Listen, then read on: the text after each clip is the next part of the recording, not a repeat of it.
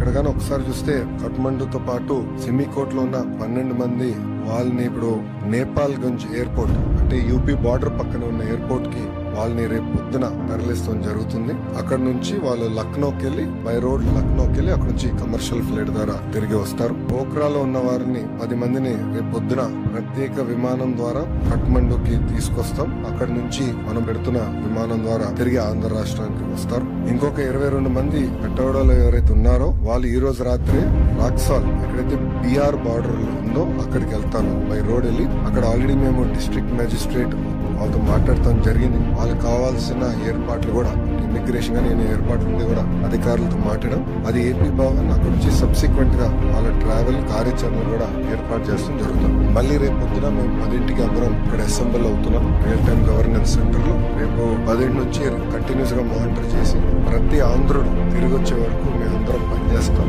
కేవలం విశాఖపట్నానికి కడపకే కాదు, ప్రభుత్వం వాళ్ళని వాళ్ళ ఇంట్లో ఇచ్చే బాధ్యత తీసుకున్నాం.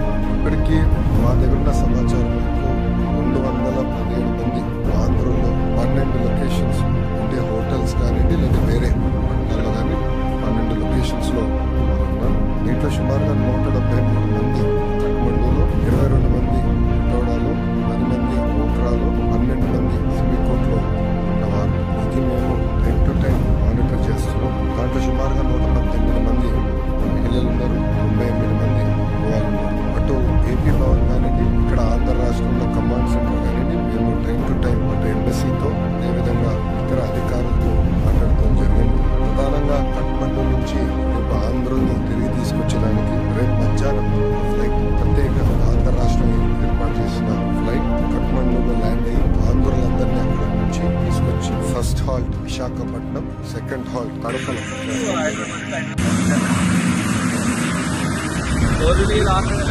ఆంధ్రప్రదేశ్ ముఖ్యమంత్రి నారా చంద్రబాబు నాయుడు గారికి, అదేవిధంగా నారా లోకేష్ గారికి, ఎంపీ సారా సతీష్ గారికి, మిగతా అధికారులకి నా హృదయపూర్వక మా 12 మంది హృదయపూర్వక ధన్యవాదాలు.